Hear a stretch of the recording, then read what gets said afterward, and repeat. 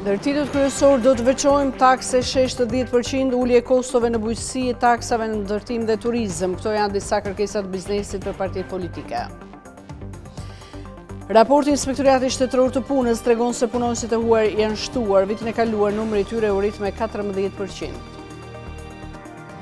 Prokurimet e centralizuara me operatorin e blerjeve të përqendruara dhanë rezultat. Sipas zyrtarëve, në 2024 ju kursyen buxhetit 20 milion euro.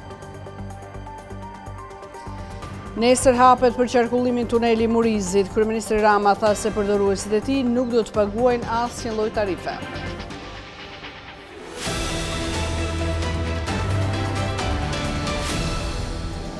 Ju përshëndet zonja dhe zotrina, ndiqni me lajmet qendrore. Bizneset kanë hartuar një listë të propozimeve për partitë politike në vend në mënyrë që të përfshihen në programet e tyre ekonomike. Rikthimi i taksës së shesht, ulja e kostove në bujqësi, reduktimi i taksave në ndërtim dhe mbështetja e sektorit të turizmit ishin disa nga propozimet kryesore. Bizneset shqiptare kërkojnë implementimin e një sistemi të ri fiskal i cili ka si bazë rikthimin e taksës së shesht. Dhoma e Tregtisë dhe Industrisë Tiranë në bashkëpunim me një sër shoqatash biznesi ka bërë disa propozime konkrete fiskale për forcat politike në vend me qëllim përfshirjen e tyre në programet ekonomike.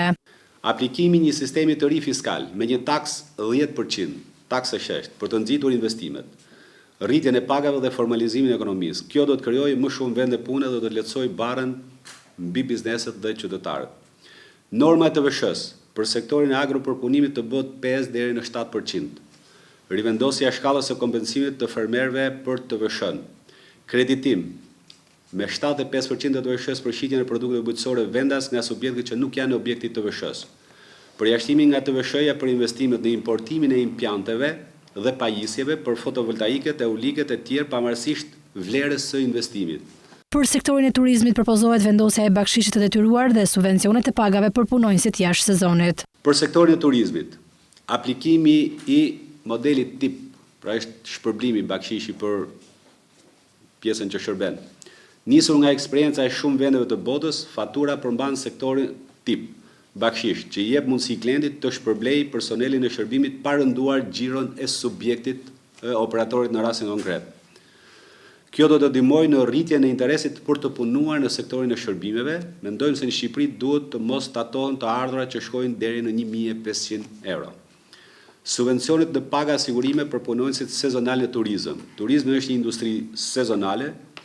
Nuk mund të kesh punonjës të kualifikuar dhe trajnuar me një sezon në Bregdet 3 deri në 5 muaj, dhe ku gati 70% e punonjësve duhet të kalojnë në një punë tjetër për të pasur një siguracion 6 vjetor me vjetërsi pune. Sa i takon sektorit të ndërtimit, propozohet ulje e taksës së ndikimit në infrastrukturë dhe taksës së kalimit të pronësisë.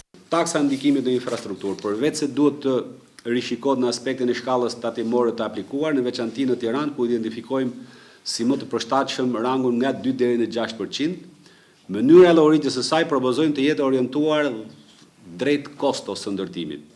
Pra vlera e taksës propozojmë të llogaritet mbi koston e ndërtimit dhe jo mbi vlerën e referencës së shitjes. Të hartohet një ligj për rivlerësimin e pasurive të paluajtshme në masën 3 deri në 5%, 3% për ndërtesat rezidenciale dhe 5% për ndërtesat komerciale. Ndërkohë që propozojmë që taksa për kalimin e pronësisë së patunshme të jetë jo më shumë se 7%. Bizneset besojnë se për të ndërtuar një ekonomi të qëndrueshme, është e nevojshme një qasje që mbështet sipërmarrjet, krijon mundësi të reja punësimi dhe nxit rritjen ekonomike. Scanintel ka analizuar në detaj emrat e listave të mbyllura të cilët garojnë në kryeqytet për partitë kryesore të lartë përmendura për të parë se sa ekonomist ka mes tyre përmes dokumenteve të jetëshkrimit që kanë publike apo popularitetit të tyre. Në prag të zgjedhjeve të ardhshme parlamentare në Shqipëri, partitë kryesore kanë publikuar listat e kandidatëve për deputet. Këto lista përmbajnë emrat e individëve që do të garojnë për një vend në Kuvendin e Shqipërisë duke përfaqësuar interesat e qytetarëve në secilin qark. Ndërkohë nga ana tjetër listat pritet të kenë një ndikim të rëndësishëm jo vetëm në politikën e vendit, por edhe në ekonominë e tij apo politikat sociale. Scanintel ka kryer një vështrim të detajuar mbi listat e mbyllura por jo vetëm të disa prej partive kryesore të cilat garojnë në kryeqytet. Partitë të cilat janë marrë në analizë janë Partia Socialiste, Partia Demokratike, e cila ka krijuar koalicionin Aleanca për Shqipërinë Madhështore, Lëvizja Bashk, Partia Mundësia, Nisma Shqipëria bëhet Partia Social-Demokrate, Koalicioni Djathtas për Zhvillim dhe Koalicioni Euroatlantik. Nisur nga të dhënat mbi 8 partitë kryesore, mund të themi se për qarkun e Tiranës kandidojnë gjithsej rreth 335 kandidat nëse analizojmë listat e mbyllura dhe të hapura së bashku. Scanintel ka analizuar në detaj emrat e listave të mbyllura të cilat garojnë në kryeqytet për partitë kryesore të lartë përmendura, për të parë se sa ekonomist ka mes tyre përmes dokumenteve të jetëshkrimit që kanë publike apo popularitetit. Ndërkohë theksojmë se për partitë e reja janë marrë në analizë 12 emrat e parë të listës.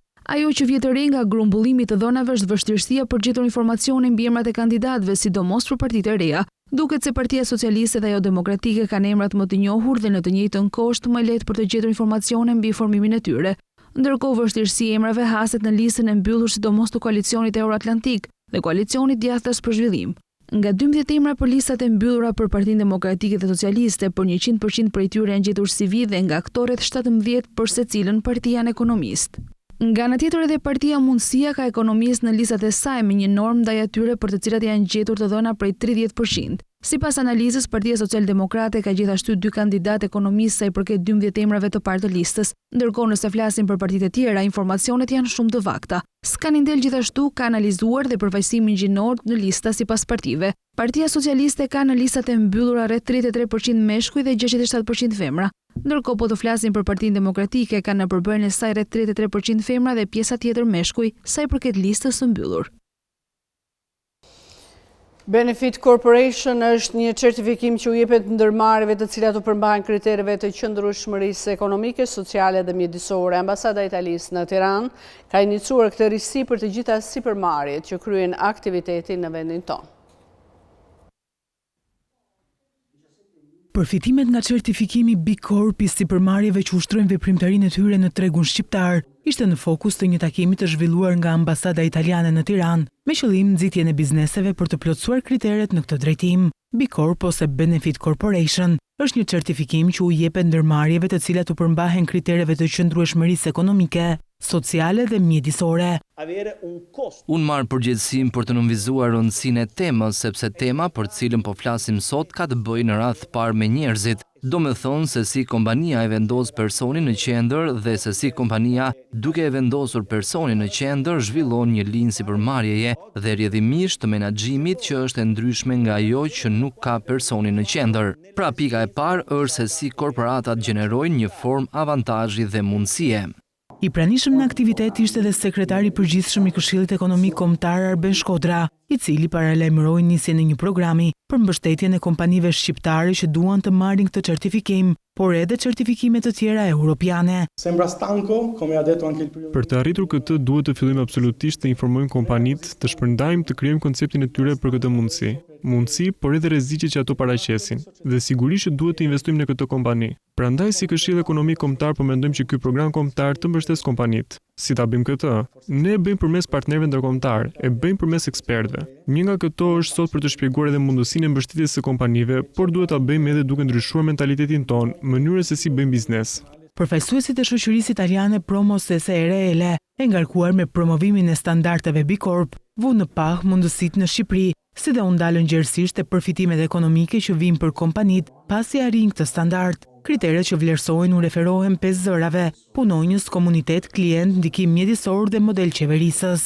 Ndërkohë që hulumtime të ndryshme ndërkombëtare dëshmojnë se përfitimi i certifikimit B Corp sjell rritjen e të ardhurave, çka përbën një mundësi për rritjen dhe zhvillimin e sipërmarrjeve në vend. Një certifikim i tillë është mjaft i vlerësuar nga tregu evropian dhe institucionet bankare ndërkombëtare. Arsye këto që e bëjnë shtrirjen e tij faktor thelbësor si për përmirësimin e klimës së biznesit në Shqipëri, ashtu dhe për tërheqjen e investimeve të huaja dhe lehtësimin e kreditimit.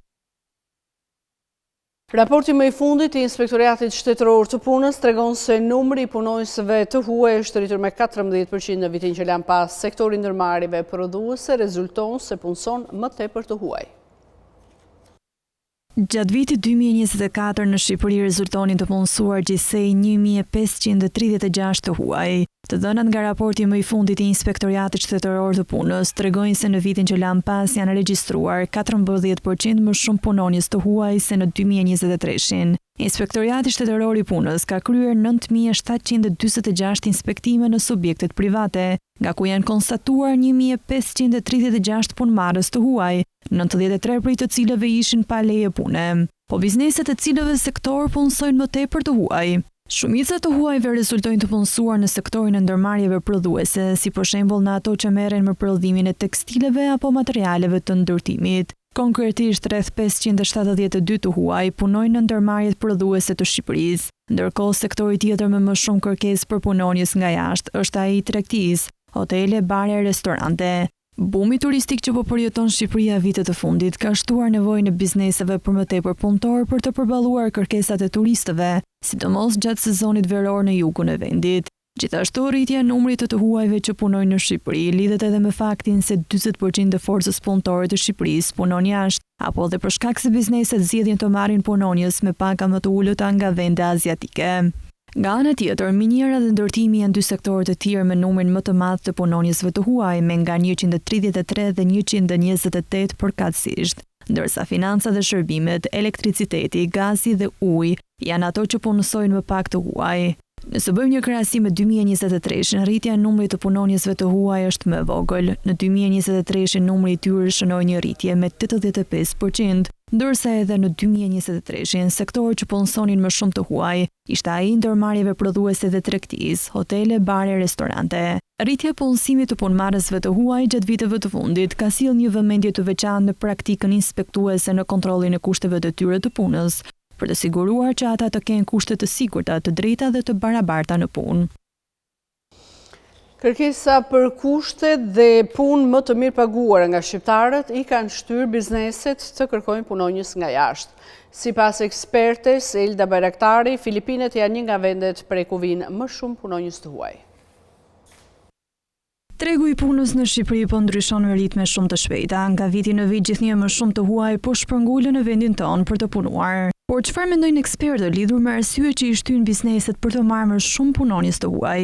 Elda Bayraktari shprehet se në Shqipëri ka një mospërputhje midis kushteve të punës që ofron punëdhënësi dhe kërkesave të punëmarrësit, gjë që ka bërë që bizneset të drejtohen të punonjësit nga jashtë. Zhvillimi i bizneseve që do të thotë pjesa e zgjerimit të tyre me operacione, me facilitete të tjera shtesë, ka rritur kërkesën për punëmarrës të tjerë. Megjithatë, kjo për mendimin tim si eksperte e punësimit dhe si person që jam marrë me ndërmjetësim rekrutimi, ky është vetëm një ndër elementët. Elementi më thelbësor tek pjesa se pse tregu shqiptar po ju drejtohet shtetësve të huaj për t'i punësuar ata këtu, është se ata nuk po bien në një marrëveshje me punëmarrësit shqiptar. Punëmarrës në tregun e punës të lirë që janë të gatshëm për të filluar një punë të re, madje ka shumë.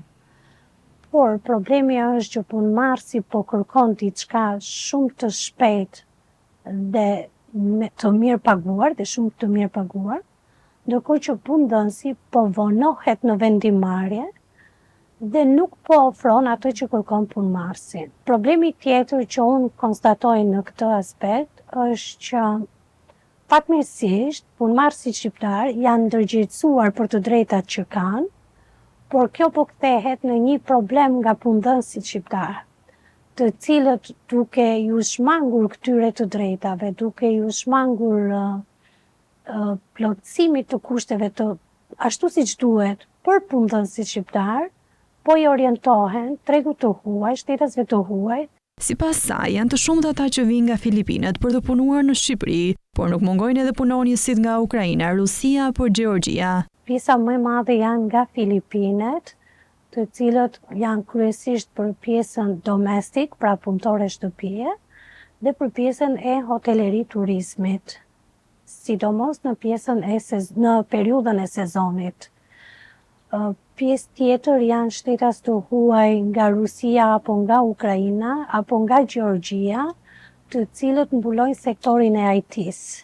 Sipas të dhënave nga Instat, në fund të 2024 shkalla e punësimit për popullsinë 15 deri në 64 vjeç u regjistrua në 68.3%, duke shënuar një rritje vjetore me 1.6% dhe një rënje tremujore me 0.8%.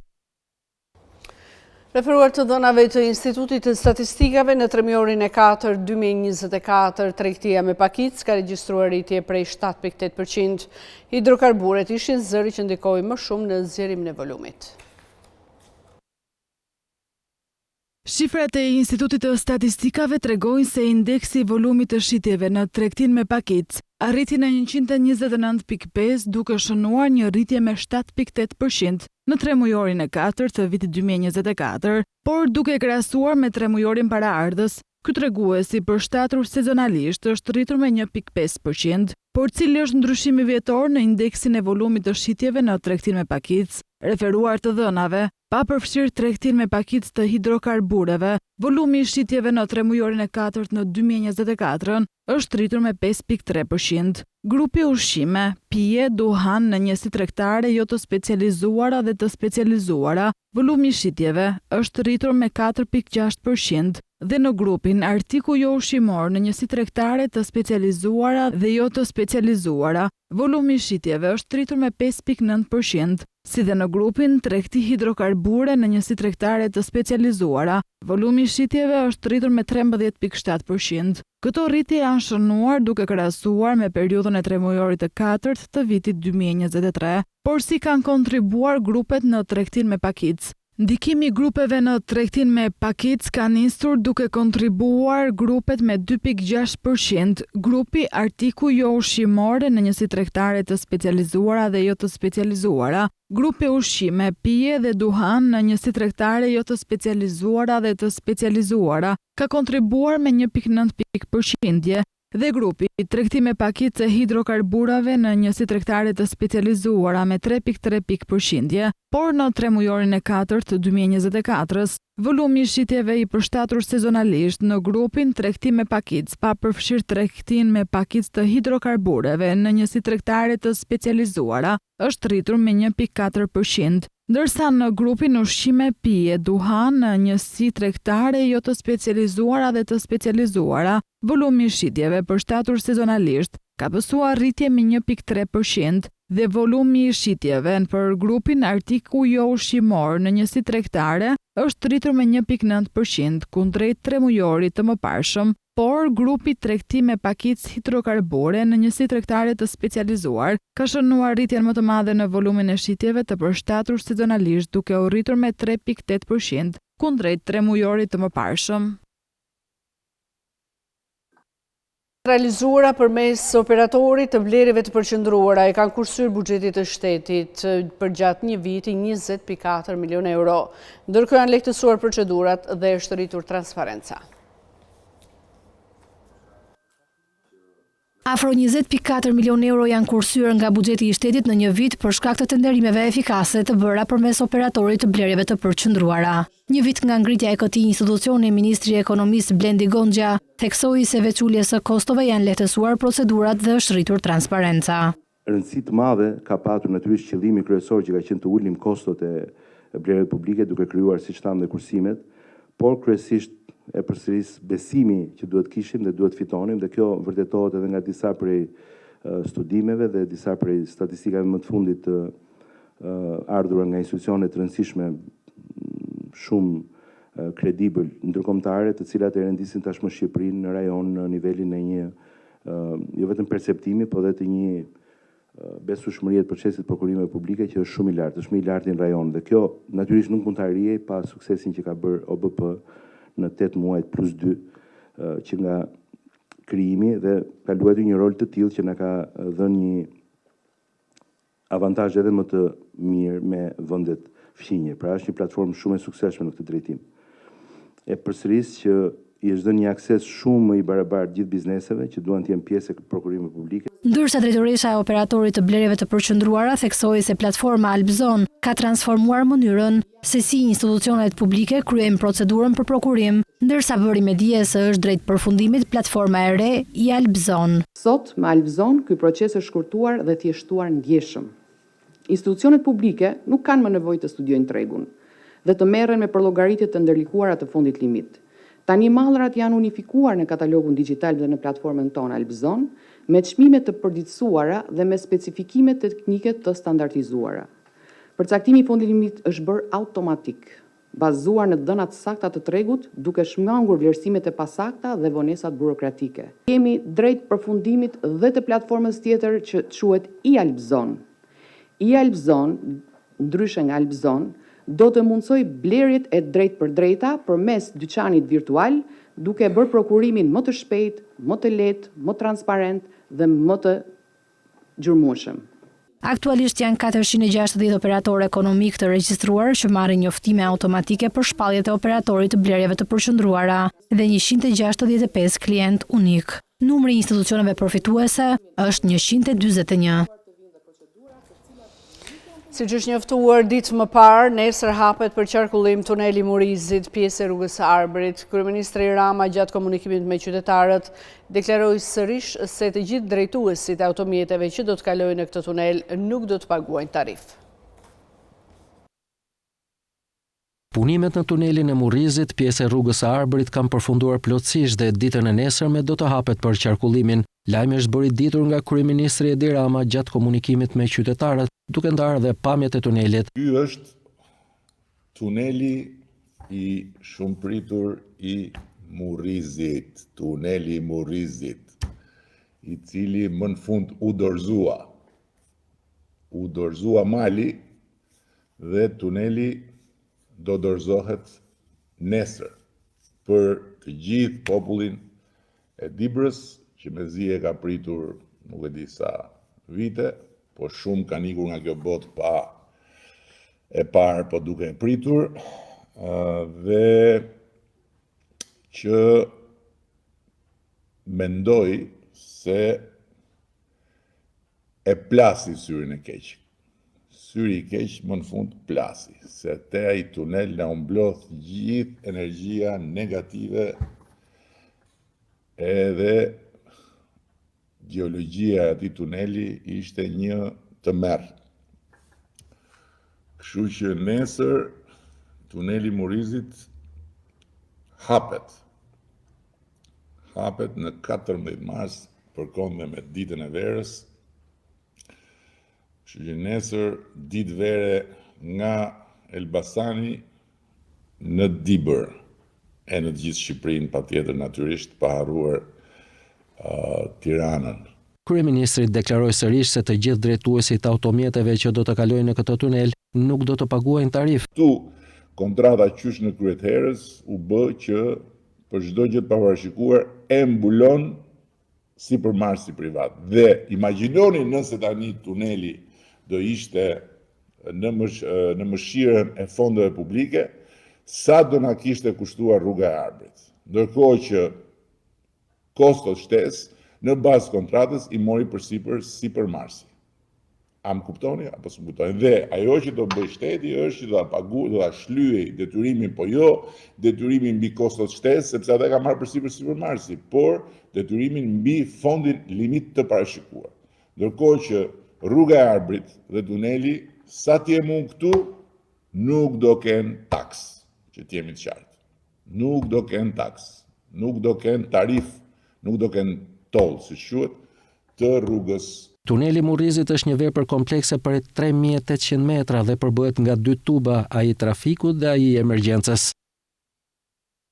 Punimet për mirëmbajtjen e pajisjeve dhe të sigurisë në tunelin e Llogaras pritet kushtojnë rreth 311 milion lek. Tuneli ka një gjatësi 6 km, ndërkohë që shkurton kohën e aksesimit të jugut të vendit me rreth 45 minuta. Autoriteti rrugor shqiptar ka shpallur hapjen e tenderit për mirëmbajtje pajisjesh dhe operimi i tunelit të Llogaras. Fondi limiti për llogaritur është 311 milion lek.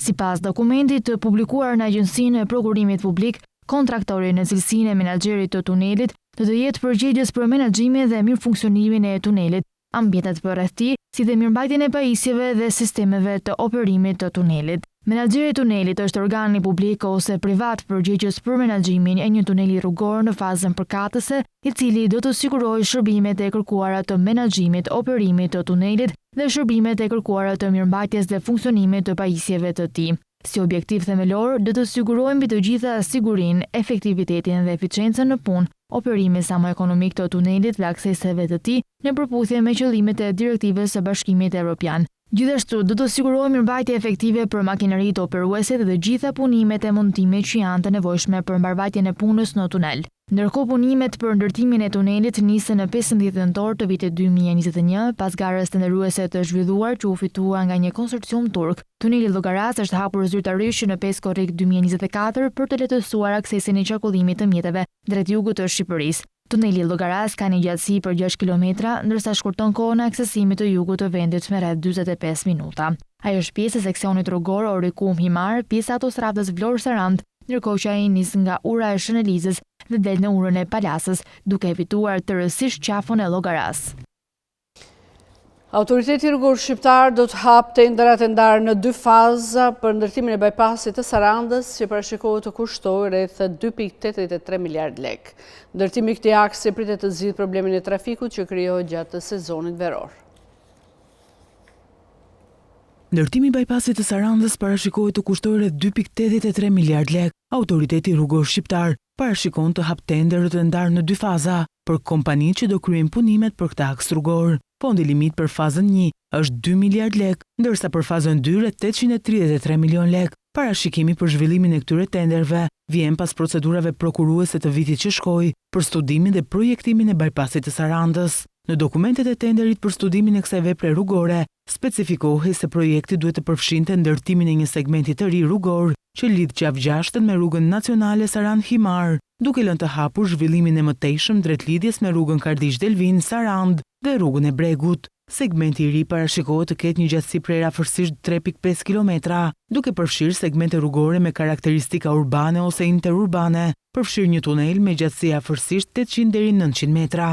Ndërtimi i këtij aksi pritet të zgjidhë problematikën e trafikut që krijohet gjatë sezonit veror. Sipas autoritetit rrugor shqiptar, Saranda është një nga qytetet më të rëndësishme të turizmit bregdetar në Shqipëri dhe përjeton një 4-fishim të popullsisë në sezonin veror, me një trend gjithnjë në rritje, ndërkaq që edhe në buxhetin e vitit 2025 janë parashikuar fonde për ndërtimin e kësaj rruge. Në total, fondi vënë në dispozicion për këtë vit është 680 milion lek. Kuvendi miratoi me 73 vota pro projektligjin për paketën e maleve. Ndër të tjera, Kuvendi ka miratuar marrëveshjen e huas mes Bankës së Shqipërisë dhe Bashkimit Evropian, si dhe kultivimin e kanabisit miksor. Mbyllet votimi. Miratohet projektligji në parim. Me 73 vota pro, projektligji për paketën e maleve miratohet në Kuvend ditën e sotme. Ka një vërtetim nga Këshilli Bashkiak si posedues jo pronar, mund të marrë direkt një leje për të investuar në ekonomi malore, agroturizëm, ferm, linjë përpunimi e tjerë, duke u bërë zoti i pronës në përfundim të investimit me vlerën 1 euro. I gjithë investimi do të jetë me përfitues me taksa zero dhe për gjatë 10 viteve të para dhe ligji zbatohet me 500 sipërmarrësit e parë përfitues të paketës që do të paguajnë taksa zero, pra çdo taks zero dhe TFSH zero. I inkurajon kthimin e diasporës dhe zhvillimin ekonomik në zonat rurale. Nuk ja transferon pronën, tokën, as oligarkëve dhe as privatëve, por u transferon banorëve të zonave malore, tokën e gjyshëve të tyre në radhë parë, si dhe ja u bën këtë transferim vetëm pasi kanë aplikuar me një projekt zhvillimi. Nuk jepen toka bujqësore nga ky projekt ligj, pra nuk preken tokat bujqësore. Ndërkohë, Kuvendi ka miratuar me 74 pro marrëveshjen e huas mes Bankës së Shqipërisë dhe Bashkimit Evropian për lehtësinë e reformave dhe zgjerimin e Ballkanit Perëndimor, e cila parashikon ndihmë financiare 657 milion euro kredi dhe 264 milion euro grante me fokusin në 5 objektiva kryesore: rritjen e konkurrueshmërisë, kualifikimin e kapitalit njerëzor, konsolidimin e qëndrueshmërisë energjetike, transformimin digital si dhe konsolidimin e shtetit të së drejtës. Gjithashtu, kultivimi i kanabisit mjekësor mori shumicë votash me 74 prej tyre, ku asnjë kundër apo abstenim. Për herë të parë, Shqipëria merr pjesë në panairin më të madh në botë pasurive të palueshme që po zhvillohet në Francë. Pjesëmarrja synon të prezantojë projektet arkitekturore dhe mundësitë e investimit në Shqipëri në sektorin e pasurive të palueshme. Për herë të parë, Shqipëria merr pjesë me mbështetjen e Agjencisë Shqiptare të Zhvillimit të Investimeve në penajirin më të madh në botë të pasurive të paluajtshme. Aktorë të rëndësishëm shqiptar kanë prezantuar projektet e ndryshme të investimeve në tregun imobiliar të luksit në qytete dhe në Bregdet, sektori i cili po njeh një zhvillim të jashtëzakonshëm në Shqipëri. Panajiri po mbahet në Cannes, Francë nga data 10 deri më 14 mars 2025. Pjesëmarrja e AIDA në këtë event synon të prezantojë projektet arkitekturore dhe mundësitë e investimit në Shqipëri në sektorin e pasurive të paluajtshme, duke vendosur vendin në hartën globale të investimeve në këtë sektor. MIPIM është një nga panajiret më të mëdha të pasurive të paluajtshme në botë, duke mbledhur mbi 20.000 delegat nga gjithë bota.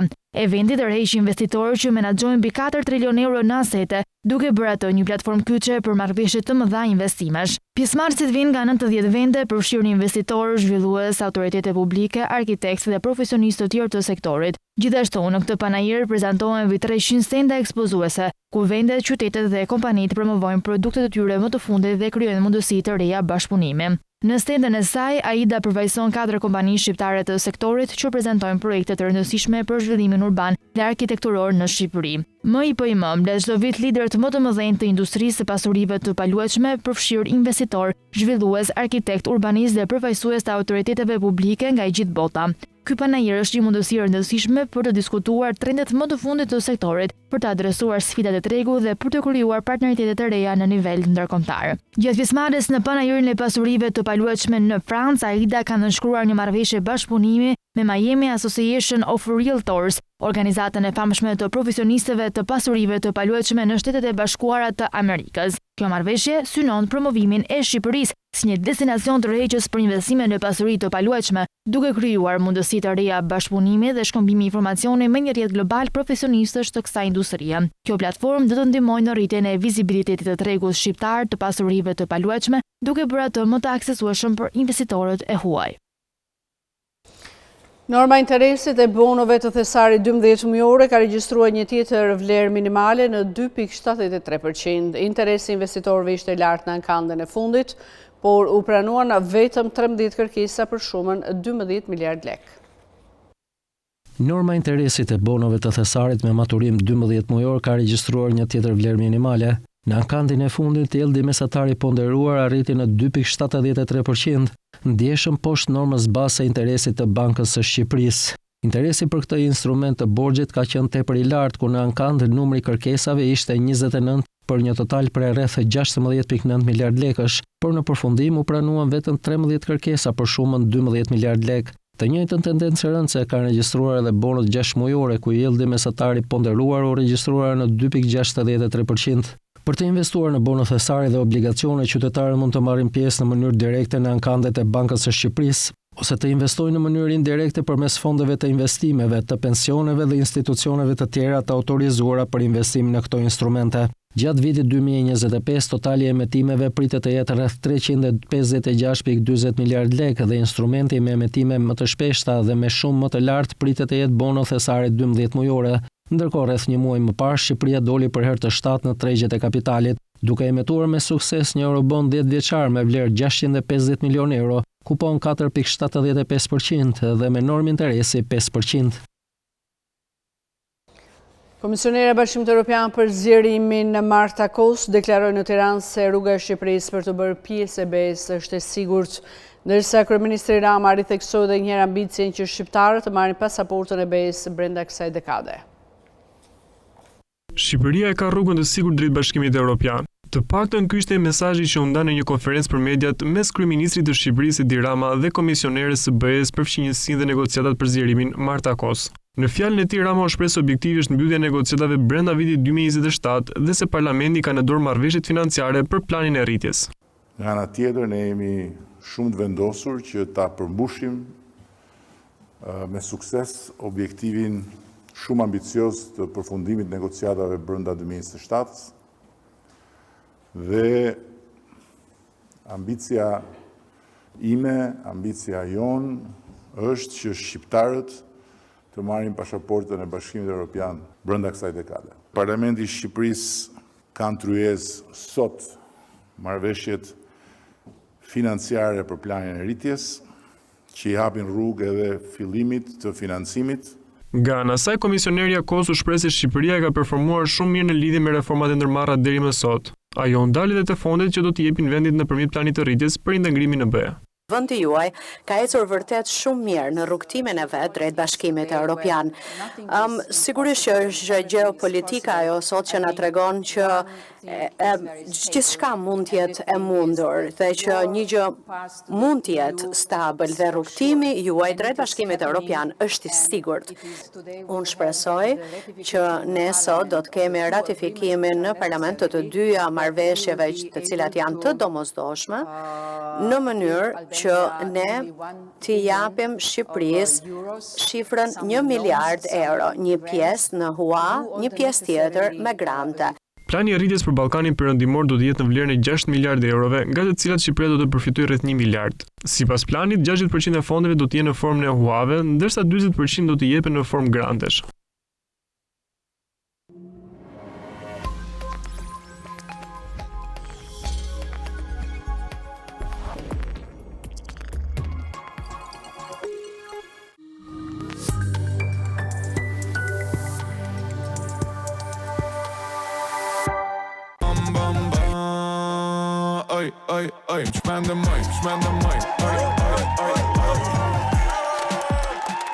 Atmosfera e fortë sonte.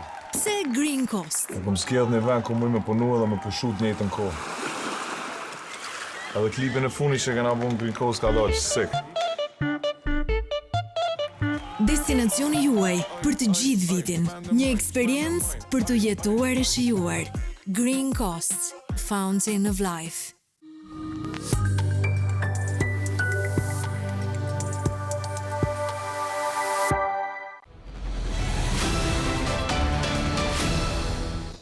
Kreu i Shtëpisë së Bardhë Donald Trump u zotua te kundër përgjigjet tarifave hakmarrëse të Bashkimit Evropian, duke përshkallëzuar më tej luftën tregtare globale.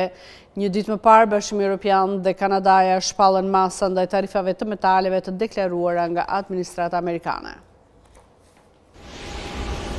Presidenti Amerikan Donald Trump tha se ai do të përgjigje tarifave hakmarrëse të Bashkimit Evropian, ndërsa lufta tregtare globale vazhdon të përshkallëzohet. Ai nuk specifikoi se çfarë masa do të merrte, por tha, sigurisht unë do të përgjigjem. Kur u pyet nga gazetarët në Shtëpinë e Bardhë, Trump kërcënoi të dyfishonte tarifat për çelikun dhe aluminin kanadez në 50% përpara se të tërhiqej në një normë për 25%. Pasi Ontario pezulloi tarifën shtesë të energjisë elektrike në Shtetet e Bashkuara më herët gjatë ditës. Trump vijoi me tarifat e përgjithshme për 25% për çelikun dhe aluminin për vendet e tjera të mërkurën, duke nxitur kundërmasa të menjëhershme nga Bashkimi Evropian dhe Kanadaja. Bashkimi Evropian u kundërpërgjigj me detyrimet e importit për mallrat amerikane me vlerë 26 miliardë euro, që përputhen me qëllimin ekonomik të tarifave të Shteteve të Bashkuara. Komisioni do të rifillojë kundërmasat nga viti 2018 deri në vitin 2020 gjatë mandatit të parë të Trump kundër mallrave amerikane me vlerë 8 miliardë euro më 1 prill, ndjekur nga një paketë re tarifash 18 miliardë euro në mes të prillit. Në deklaratë, Komisioni Evropian shprehu keqardhje për vendimin e Shteteve të Bashkuara për të vendosur tarifa të tilla, duke i konsideruar ato të pajustifikuara, shkatërruese për tregtinë transatlantike dhe të dëmshme për bizneset e konsumatorët, shpesh duke rezultuar në çmime më të larta. Komisioni gjithashtu ushtoi se Bashkimi Evropian mbetet i gatshëm të punojë me administratën amerikane për të gjetur një zgjidhje të negociuar. Kanadaja u përgjigj me tarifa të reja për 25% për mallrat e prodhuara në Shtetet e Bashkuara me vlerë 19 miliardë euro.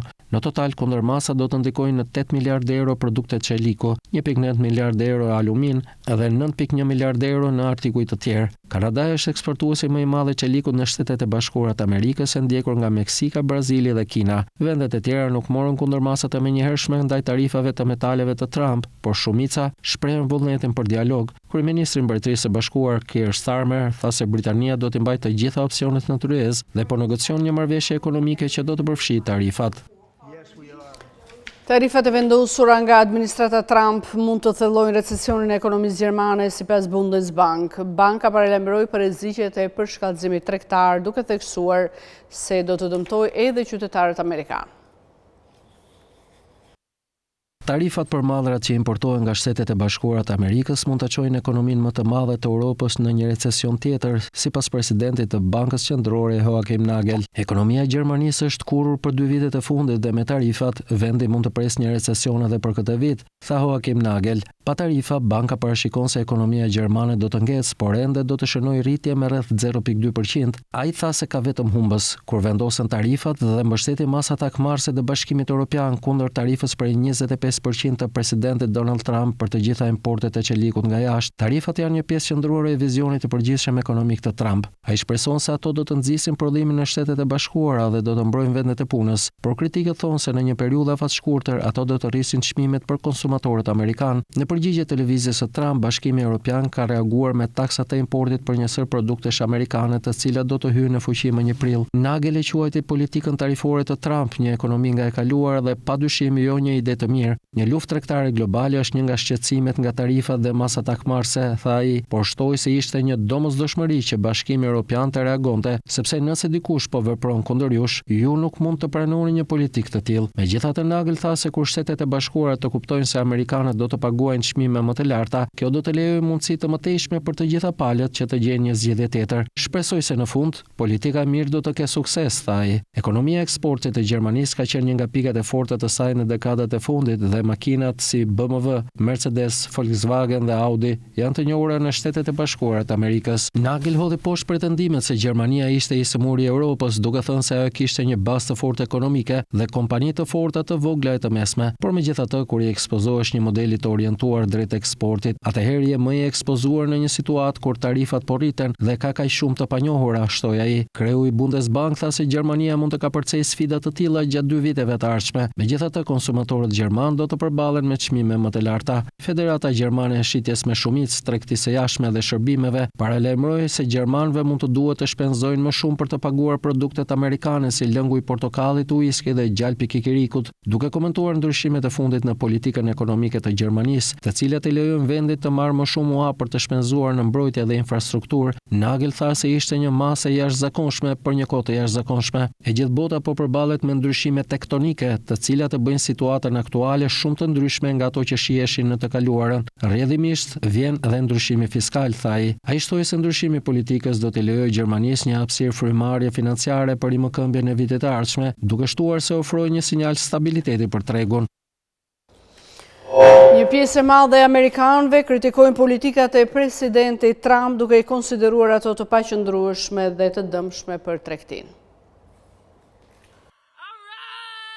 Shumica e amerikanëve besojnë se presidenti Donald Trump po tregohet shumë i çrregullt në lëvizjet e tij për të shkundur ekonominë e Shteteve të Bashkuara, ndërsa vendosja e tarifave ndaj disa prej partnerëve kryesor tregtar të vendit godet tregjet e aksioneve, zbuloi një sondazh i ri Reuters Ipsos. Rreth 57% të anketuarve, duke përfshirë 1 në 3 republikanë, thanë se politikat e presidentit kanë qenë të paqëndrueshme dhe përpjekjet e tij për të taksuar importet kanë shkaktuar një luftë tregtare globale. Në vend të kësaj, amerikanët duan që Trump të vazhdojë të përqendrohet në luftimin e çmimeve të larta, edhe pse ka shqetësimin e rritjes se politikat e tij do të rrisin koshtot, zbuloi sondazhi. Vendosja e tarifave nga Trump ndaj aleatëve si Kanadaja dhe Meksika, si dhe refuzimi i tij për të përjashtuar një recesion, ka friksuar tregjet amerikane. S&P 500 ka humbur më shumë se $3 trilion në vlerë që nga kulmi të gjitha kohërave muajin e kaluar. Si përgjigje, Shtëpia e Bardhë ka thënë se disa probleme ekonomike afatshkurtra mund të jenë të nevojshme që Trump të zbatojë agjendën e tij tregtare që synon të rikthejë prodhimin në Shtetet e Bashkuara. Në përgjithësi, 44% të anketuarve thanë se e miratonin punën që Trump po bënte si president, por sondazhi pati vlerësim të dobët në çështjen e kostos së jetesës, ku vetëm 32% të anketuarve e miratuan performancën e tij. 70% e njerëzve, duke përfshirë 19 demokratë dhe 16 republikanë, thanë se prisnin që tarifat më të larta do t'i bënin produktet ushqimore dhe blerjet e tjera të rregullta më të shtrenjta. Për pjesën më të madhe të karrierës së tij politike, Trump, një zhvillues i pasurive të paluajtshme, i kthyer në yll të realitetit televiziv, ka vënë në dukje fuqinë e tregut të aksioneve si një tregues të shëndetit ekonomik, por që nga rikthimi në detyra e ka minimizuar atë. Tregjet do të rriten dhe do të ulen. Ne duhet të rindërtojmë vendin ton, deklaroi Trump. Ky është një ndryshim i mpret në raportin me mandatin e tij të parë. Një zëdhënëse e shtëpisë së Bardhë tha se duhet durim, duke quajtur performancën e tregut një fotografi të një momenti në kohë, dhe ne presim që do të ketë ditë të mira dhe do të ketë ditë të këqija, por në fund të fundit Wall Street dhe Main Street do të përfitojnë nga politikat e këtij presidenti, siç bërë në mandatin e tij të parë. Inflacioni ishte ndjeshëm, shqetësimi kryesor i të anketuarve në sondazh. 6 në 10 anketuar thanë se kjo ishte çështja që ata mendonin se Trump duhet t'i jepte përparësi. Disa analistë kanë paraqitur një pamje më të zymt. Banka e investimeve JP Morgan e sheh rrezikun e një recesioni në Shtetet e Bashkuara këtë vit në rreth 40% dhe e konsideron një rënje ekonomike edhe më të mundshme nëse Trump ndjek një tjetër valë të planifikuar tarifash në prill. Shtëpia Bardh ka rritur taksat për mallrat e prodhuara në Kinë dhe të mërkurën ka rritur taksat për një gamë të gjerë pjesësh të importuara të automobilave dhe traktorëve, materialeve të ndërtimit dhe pjesëve të makinerive, shumica e të cilëve janë blerë nga Kanadaja dhe Meksika. Kanadaja dhe Bashkimi Evropian u zotuan të mërkurën se do ta kmerren me barierat e tyre tregtare ndaj produkteve amerikane. Inflacioni që u rrit nën paraardhësin e Trump në detyrë demokratin Joe Biden mbetet i lartë dhe pritet të rritet për shkak të tarifave, mendojnë analistët. Rusia i ka paraqitur SBA-ve kërkesat për t'i dhënë fund luftës në Ukrainë dhe për të rivendosur marrëdhëniet me Washingtonin. Kushtet përfshin ndalimin e zgjerimit të NATO-s, por edhe njohjen e territoreve të aneksuara nga Kremlini. Rusia u ka paraqitur Shteteve të Bashkuara të Amerikës një listë kërkesash për të arritur një marrëveshje në lidhje me luftën në Ukrainë dhe rivendosjen e marrëdhënieve me Washingtonin. Zyrtarët dhe amerikan diskutuan kushtet gjatë bisedave personale dhe virtuale gjatë 3 javëve të fundit, sipas burimeve të brendshme. Ata i përshkruan kushtet e Kremlinit si të ngjashme me kërkesat që më parë i ka paraqitur Ukrainës, Shteteve të Bashkuara dhe NATO-s. Këto kushte të mëparshme përfshinin mungesën e anëtarësimit në NATO për Kievin, një marrëveshje për të mos vendosur trupa të huaja në Ukrainë dhe njohjen ndërkombëtare të pretendimit të presidentit Vladimir Putin se Krimea dhe 4 provinca i përkasin Rusisë. Rusia vitet e fundit gjithashtu ka kërkuar që Shtetet e Bashkuara dhe NATO të trajtojnë ato që ajo i ka quajtur shkaqe të rrënjësore të luftës, duke përfshirë zgjerimin e NATO-s drejt lindjes. Presidenti amerikan Donald Trump është në pritje të fjalës nga Putin nëse do të pajtohet me një armpushim 30 ditor, të cilin presidenti i Ukrainës Volodymyr Zelensky tha se do ta pranonte si hapjen e parë drejt bisedimeve të paqes. Angazhimi Putin për një marrëveshje të mundshme armpushime është ende i pasigurt, me detaje ende për tu finalizuar. Disa zyrtar, ligjvënës dhe ekspert amerikan kanë frikë se Putin, një ish oficer i KGB-s, do të përdorte një armpushim për të intensifikuar një përpjekje për të ndarë Shtetet e Bashkuara, Ukrainën dhe Europën dhe për të rrëzuar çdo bisedim. Së fundmi Moska i diskutoi kërkesat me administratën Biden në një seri takimesh në fund të vitit 2021 dhe në fillim të 2022-shit, ndërsa 10 mijëra trupa ruse u rreshtuan në kufirin e Ukrainës në pritje të urdhrit për të pushtuar. Ato përfshinin kërkesa që do të kufizonin operacionet ushtarake të Shteteve të Bashkuara dhe NATO-s nga Europa Lindore në Azinë Qendrore, ndërsa refuzoi disa nga kushtet. Administrata Biden u përpoq të parandalonte pushtimin duke u angazhuar me Rusinë në disa prej tyre. Përpjekjet dështoi dhe Rusia sulmoi më 24 shkurt 2022. Zyrtarët amerikanë dhe rusë në javët e fundit kanë thënë se një projekt marrëveshje diskutuar nga Washingtoni, Kievi dhe Moska në Stamboll në vitin 2022 mund të jetë një piknisje për bisedimet e paqes, por marrëveshja nuk u realizua kurrë. Në ato bisedime Rusia kërkoi që Ukraina të heqë dorë nga ambicet e saj për të anëtarësuar në NATO dhe të pranojë një status të përhershëm pa armë bërthamore. Kremlini gjithashtu kërkoi një veto mbi veprimet e vendeve që donin të ndihmonin Ukrainën në rast lufte. Një takim trepalësh midis përfaqësuesve të Kinës, Rusisë dhe Iranit do të zhvillohet në 14 mars, ku tema kryesore do të jenë armët bërthamore. Takimi vjen në një periudhë kur edhe presidenti i SBA-ve Donald Trump ka bërë vazhdimisht thirrje për reduktimin e këtij arsenali. Kina do të presë bisedime të nivelit të lartë me Rusinë dhe Iranin në Pekin të premten për të trajtuar programin bërthamor të Teheranit. Ministrat e jashtëm të vendeve do të shkëmbejnë pikpamjet mbi aktivitetet bërthamore të Iranit dhe çështjet e sigurisë rajonale, u shpreh zëdhënësja e Ministrisë së Jashtme kineze, Mao Ning. Kina pothullon lidhje strategjike me Rusinë dhe Iranin, me të treja vendet që morën pjesë në stërvitjet detare Brezi i Sigurisë 2025. Flota detare kineze mbërriti në ujërat pranë portit Kahabar të Iranit dhe përfundoi asamblen ndërtare me marinën iraniane dhe ruse të dilën në mëngjes, duke shënuar fillimin e stërvitjes së përbashkët. Ky bashkëpunim ushtarak ndodh në të njëjtën kohë me iniciativa diplomatike të presidentit amerikan Donald Trump, i cili ka kërkuar të ringjallë negociatet e drejtpërdrejta bërthamore me Iranin. Trump javën e kaluar tha se i kishte dërguar një letër personale lideri suprem iranian Ayatollah Ali Khamenei, duke kërkuar rinovimin e bisedimeve dhe duke mbrojtur një zgjidhje diplomatike. Ne jemi në fazat përfundimtare me Iranin, tha Trump, duke theksuar dëshirën e tij për të arritur një marrëveshje paqeje në vend të konfrontimit. Teherani megjithatë hodhi poshtë nismën, duke reflektuar mosbesim të thellë ndaj Washingtonit. Megjithatë, Irani ka treguar një gatishmëri të kushtëzuar për të diskutuar programin e tij bërthamor, pasi Trump propozoi reduktimin e rezervave bërthamore. Misioni i Teheranit në OKB tha se bisedimet mund të vazhdojnë nëse kufizohen aspektet ushtarake. Trump kërkon të angazhojë Rusinë dhe Kinën në diskutime për të reduktuar ndjeshëm arsenalet bërthamore dhe buxhetet e mbrojtjes. Ai theksoi një ambicie për të përgjysmuar shpenzimet ushtarake, duke theksuar se arsenalet ekzistuese mund të shkatrojnë botën 50 apo 100 herë. Megjithatë, përpjekjet e mëparshme të SBA-s për të përfshirë Kinën në reduktimin e armëve bërthamore kanë hasur vazhdimisht në rezistencë nga Pekini. Superfuqia aziatike pohon se SBA-ja dhe Rusia së pari duhet të zvoglojnë ndjeshëm rezervat e tyre bërthamore. Bizneset italiane po i kushtojnë një vëmendje të veçantë mundësive për bashkëpunim me Kinën në tregun e makinave elektrike. Sipas tyre, kjo për një periudhë afatgjatë mund të jetë një avantazh për kompanitë italiane që janë të interesuara për të kthyer sërish në Kinë ose të fillojnë një projekt të ri. Kryetari i dhomës së tregtisë Kinë Itali, Lorenzo Riccardi, vlerësoi angazhimin e Pekinit për hapjen e mëtejshme të ekonomisë për bizneset të huaja. Ai theksoi potencialin e bashkëpunimit midis Kinës dhe Italisë në sektorin e automjeteve elektrike. Bota ndoqi me vëmendje Pekinin javën e kaluar, ndërsa vendi zhvilloi 2 seanca të tij vjetore, një ngjarje e rëndësishme në kalendarin politik të vendit, që u referohet takimeve të legjislaturës më të lartë, Kongresit Popullor Kombëtar. Në raportin e punës së qeverisë, Kina ripohoi angazhimin e saj për zgjerimin e ekonomisë dhe stabilizimin e tregtisë së jashtme dhe investimeve të huaja. Është e qartë se Kina po reflekton një rritje të qëndrueshme me një politikë që po nxit investimet të huaja, po promovon tregtinë dypalëshe me vende si Italia, por është edhe qëndrueshme në politikat e saj. Pra ne konsiderojmë se kjo për një periudhë afatgjatë mund të jetë një avantazh për kompanitë italiane të interesuara për të kthyer sërish në Kinë ose të fillojnë një projekt të ri, tha Riccardi. Ai tha se dhoma po kushton vëmendje të veçantë mundësive për bashkëpunim me Kinën në tregun e makinave elektrike. Një aspekt që dua të theksoj është sektori i automobilave dhe po flas veçanërisht për tregun e automjeteve elektrike. Ne konsiderojmë se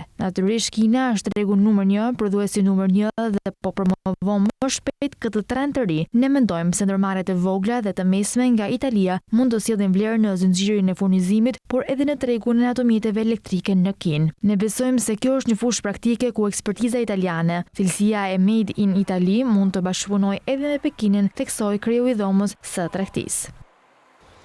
Kemi ardhur kështu në fund, por unë kujtoj se për më tepër informacione ju mund të na gjeni dhe në adresën tonë në internet skam.tv.al, ku mund të gjeni gjithçka mbi ekonominë, bankat, sigurimet, tregjet financiare të tjerë. Gjithashtu mund të na gjeni dhe në rrjetet sociale si Facebook, Instagram, YouTube dhe LinkedIn. Unë ju falenderoj që na keni ndjekur, bashkë natë në mirë.